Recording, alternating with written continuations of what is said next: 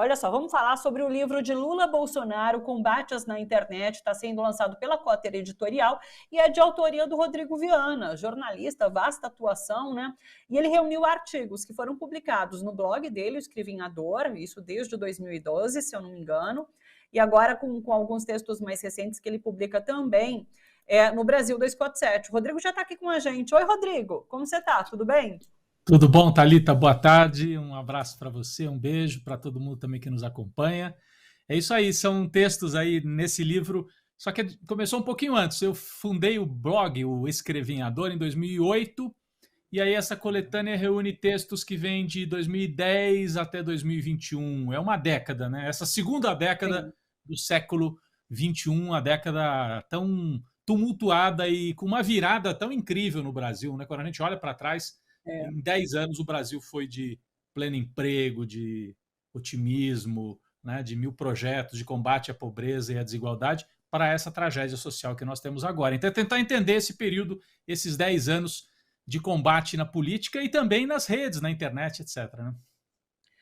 Eu queria que você falasse sobre essa questão nas redes, porque você vivenciou tudo isso nas redes, você tem essa forte atuação nas redes, né? E muita gente culpa ali as redes sociais por o que foi 2018, né? Pela eleição de Bolsonaro. Eu queria uma avaliação sua, que estava ali atuando, que viu essa extrema-direita se consolidando de alguma forma ali nas redes sociais também, né? Como que você percebeu esse momento? Qual é a avaliação que você faz do poder das redes no que foi a eleição de Bolsonaro e no surgimento e na força que essa extrema-direita tomou?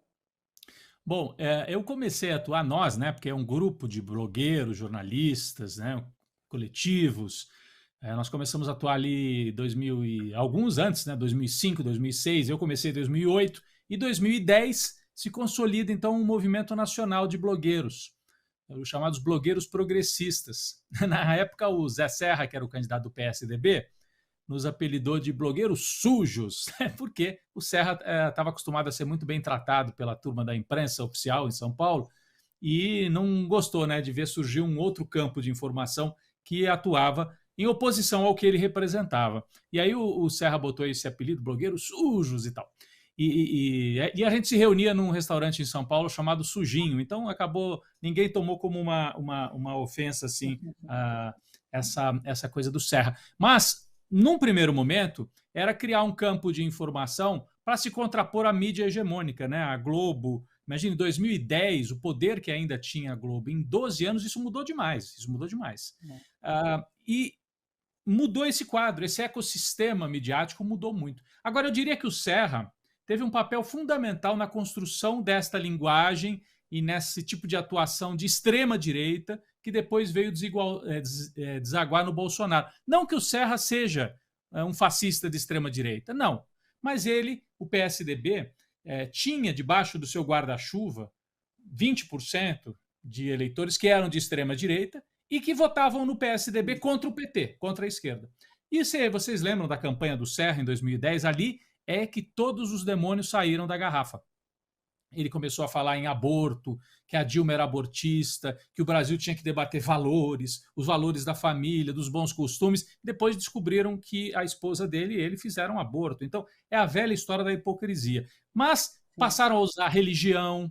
O Serra, a campanha dele, né, espalhou panfletos por aí falando de aborto e tal. Tentaram trazer isso para o centro da política. E a partir desse momento, a extrema-direita percebeu que era um caminho que valia a pena investir. E aí, isso saiu da mão do PSDB e transitou para a mão de uma outra direita, que é essa extrema-direita que está agora no poder.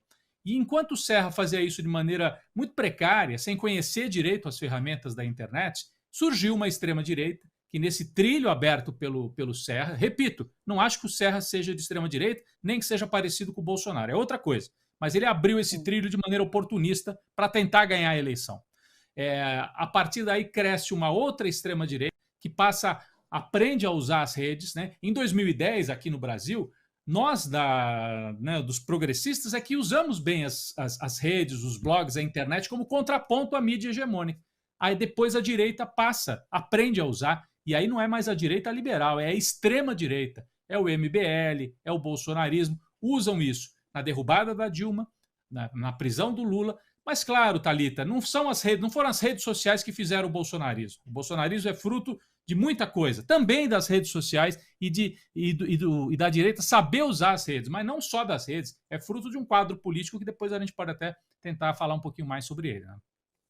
Ah, mas eu quero chegar agora nos dias de hoje, Rodrigo, Ah, porque esse cenário que você descreve ali do que foi essa ascensão, esse aparecimento do bolsonarismo nas redes, o que mudou agora para 2022? Porque em 2018, de fato, teve uma repercussão no que foi a eleição de sim. Bolsonaro, né? E a gente vê, eu não sei se a gente vê um arrefecimento desse movimento nas redes que pode nos levar à eleição de Lula de fato. Como que você percebe? Há uma mudança de comportamento nas redes sociais? Não, eu acho que é o seguinte. Então eu vou retomar aquele raciocínio que eu achei que eu estava falando demais e quis dar uma freada aqui. O que acontece? As redes sociais explicam, em parte, a ascensão do bolsonarismo. Existem outras razões, né? A gente, enfim, razões a crise do modelo neoliberal. Então, a direita liberal não tinha mais como se apresentar com a sua cara tradicional, que era o PSDB, que era a privatização.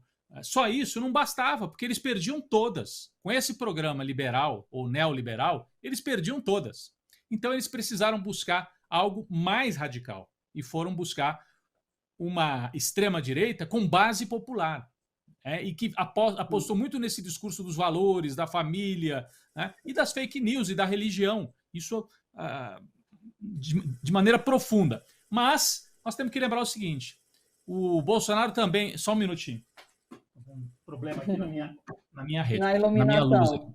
aqui. Na iluminação. O Bolsonaro é filho também da Lava Jato. A gente não explica a ascensão da extrema-direita no Brasil sem a Lava Jato. A Lava Jato desacreditou, torpedeou o PT a ponto. O Moro acreditava que o Lula e o PT estariam mortos com a prisão. Acabou. O plano deles é: põe o Lula na cadeia, o Lula vai pedir arrego, vai pedir para ir para casa, fazer um acordo, cumprir pena domiciliar e acabou. Acabou o PT. Então, o plano deles era esse. Joga o PT quase que na ilegalidade, o Lula preso, é uma quadrilha, não tem mais saída, e aí a turma da Lava Jato, do PSDB, assumiria o poder. Deu tudo errado. Eles prenderam o Lula ainda manteve 30% de apoio, mesmo preso, 30%, 40%, e em vez da direita tradicional, neoliberal, tucana, chegar ao poder, quem fica com o poder é a extrema-direita, que tinha base popular, que tinha um discurso com base popular, um discurso fascista. O termo é esse, porque o fascismo é isso, é direita com base popular, é movimento com base na sociedade, não só nas elites. E o bolsonarismo é isso. Eu acho que esse modelo está desgastado para 2022. Por quê? Não entregou nada. Não entregou uma crise, deixou o país pior do que ele pegou. Né? Já pegou mal, porque o Temer entregou de uma maneira terrível. Então, eu acho que, por isso que essa ideia, não, as redes sociais, o Bolsonaro, não é só a rede social que elege, isso é parte da história, né? Ele pode usar as mesmas redes sociais com a mesma intensidade e pode perder. E, Thalita, eu vejo muita gente que no começo da campanha aí, da pré-campanha do Lula, olha aí a figura, o Bolsonaro aí na tela, né? No começo da campanha do Lula, dizia assim, da pré-campanha, o Lula tinha que responder mais, tem que estar todo dia na rede, igual o Bolsonaro, tem que ir para cima. O Bolsonaro faz a guerra e o PT não faz. Desde o começo eu não vi assim. O Bolsonaro vai por um caminho, que é o caminho do ódio, do confronto, da agitação permanente. O Lula tenta estabelecer uma outra lógica, que é a lógica da conversa, de uma recomposição do país, da reconstrução, da esperança. Então não esperem o Lula na mesma vibração, no mesmo nervosismo do Bolsonaro. As pessoas, inclusive alguns progressistas nas redes, ficam muito ansiosos. Cadê o Lula respondendo rápido? Não é por aí. O tempo do Lula é outro. Não é do Lula, do campo que ele representa, que é o campo da política, da construção de longo prazo, das associações, dos partidos, dos movimentos, também das redes, também pode ser das redes. Mas o Lula não é essa coisa rápida e fácil apenas das redes, é uma outra lógica, né? E eu acho que você coloca as duas em confronto e me parece que nesse momento o país tende a dar uma maioria para esse projeto do Lula, de esperança, não de guerra permanente, que é o que o Bolsonaro está propondo ao país, né? É isso. Você, então, tem concordado com essa atuação de Lula nas redes. Você acha que assim, ele tem realmente. Não, né, ele de fato não está sendo reativo a pautas criadas por Isso, Bolsonaro, né? É o que a gente exatamente. tem percebido. Então, ele tem tentado buscar pauta, colocado ali, é feito a comunicação com as redes, e isso também é se diferenciando de acordo com a rede que ele está se comunicando. Você acha que esse é o caminho certo? Ele está adotando? Eu até escrevi sobre isso, é curioso. Parecem que são duas campanhas em paralelo. Duas campanhas que não falam a mesma língua. E é bom para o Lula, é bom. Ele não pode entrar, como se diz na gíria, entrar na pilha do bolsonarismo. Sim. Porque justamente o país está cansado dessa guerra permanente, dessa agitação permanente. Tem 60%, 70% talvez, alguns até que nem gostam muito do PT e do Lula, mas estão cansados dessa agitação. O sujeito não governa, ele anda de moto, ele faz agitação, ele fala besteira para aparecer e tal. As pessoas querem normalidade. Quando aparece o Lula e faz um lançamento de campanha, né, da chapa, ele e o Alckmin, normalidade, uma coisa normal. Um pouco Sim. que o. Gente, o Biden não tinha rede social nenhuma nos Estados Unidos. O Biden era zero. O Trump era aquele alvoroço. O Biden apareceu e é normal, um sujeito normal.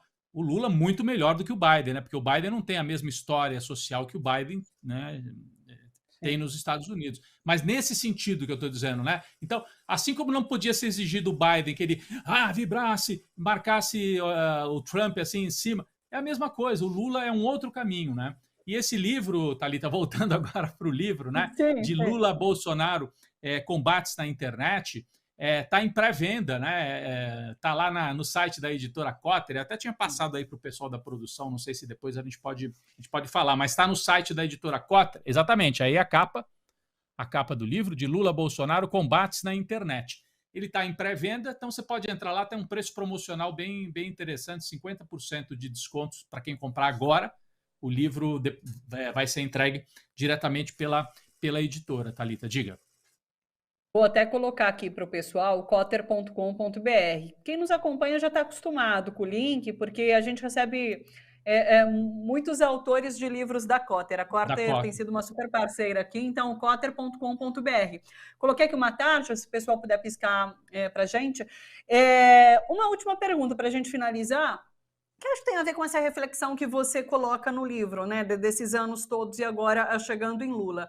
Você coloca, inclusive, que Lula, quando eleito ali em 2002, ele estava diante de um cenário que não é tão ruim quanto o que ele vai ter à frente, Sim. caso seja eleito agora em 2022 de fato, né? O que você espera, Rodrigo? Você, bom, as pesquisas já têm mostrado que realmente Lula tem essa chance real de se eleger ali em outubro, só que ele vai pegar uma situação muito difícil pela frente. Tem essa questão do Congresso, que ele tem marcado muito também, ele precisa de um Congresso forte para conseguir fazer as mudanças. Hoje parece que surgiu essa primeira prévia do projeto político, né, do Sim. PT, que foi apresentado inclusive para outros partidos, e eles elencam ali algumas medidas, por exemplo, revogar a reforma trabalhista, revogar, tem uma outra medida mexendo na questão fiscal, tem a questão do teto de gastos, que Lula tem falado bastante. Como você vê esse Brasil que Lula vai atuar? Bom, é o que eu disse na apresentação, na introdução do meu livro, justamente isso. O Lula tem a chance de retomar o que eu chamo ali no livro de o fio da história, né? Porque se eu vejo muito Lula e a Dilma, os anos Lula e Dilma, como uma continuação do projeto de construção nacional do Brasil, que começou com Vargas. O Estado Nacional moderno no Brasil começa com Vargas em 1930, se prolonga depois com idas e vindas, teve ditadura do Estado Novo, o Vargas volta eleito, depois teve o Jango. O Lula e a Dilma, apesar de no início o Lula ter se contraposto ao que era o varguismo, ao que era o trabalhismo histórico, o Lula no poder faz as pazes, no meu entendimento, isso é algo que eu defendo ali na abertura do meu livro, faz as pazes com o trabalhismo, que é a construção nacional do Brasil, a construção possível. Eu via você e o Leandro Fortes falando agora há pouco, né? No Brasil, a burguesia nacional sempre falta. Ela não tem compromisso com o país. Quem construiu o Brasil foi o Estado Nacional. Quem investiu na industrialização do Brasil foi o Estado, né? A indução do desenvolvimento veio do Estado. Então, Lula e a Dilma representaram essa volta desse fio da história, né, que foi retomado. Agora tentaram cortar de novo o fio. Se o Lula voltar em 2023, ele de fato vai pegar um país em pior situação do que em 2002. Em 2002, o Fernando Henrique tinha tido aquela questão do apagão, não investiu em infraestrutura, mas as contas do país estavam razoavelmente arrumadas. Não havia esse clima de confrontação. O Fernando Henrique passou a faixa para o Lula de maneira tranquila, né? Foi uma transição absolutamente dentro das regras democráticas, não houve agitação. Agora eu espero tudo ao contrário. Nós vamos continuar tendo uma extrema-direita com pelo menos 30% de apoio, fazendo agitação permanente, fazendo a guerra, que eles chamam de guerra cultural, de maneira permanente. Por isso que o Lula, quando tem uma chapa ampla, né, Thalita, quando tem o Alckmin ali junto, não é apenas para ganhar a eleição, é para tentar mais à frente, se ganhar, não estou dizendo que vai ganhar, não tem que subir no salto alto, mas se ganhar, ter um movimento democrático de reconstrução do Brasil. Porque o que fizeram no Brasil nos últimos anos não foi um ataque apenas a Lula, a Dilma, ao PT. É um ataque ao Estado Nacional que desde 1930 vinha sendo construído. O Brasil tinha um projeto de construção nacional. E há essa tentativa de transformar o Brasil de novo numa colônia ou numa fazenda, como era na época da República Velha, na época do café com leite, que a gente estuda na escola, República do Café com Leite, os fazendeiros, só agronegócio e um monte de gente empobrecida, né, numa situação terrível. Esse é o projeto dessa gente. Então nós temos que retomar o projeto de desenvolvimento, de Estado Nacional independente. O Estado, é o projeto que vem lá do Vargas, sim. Não que, e o Lula é muito diferente do Vargas, né? Nunca governou em ditadura. O Vargas teve a ditadura do Estado Novo.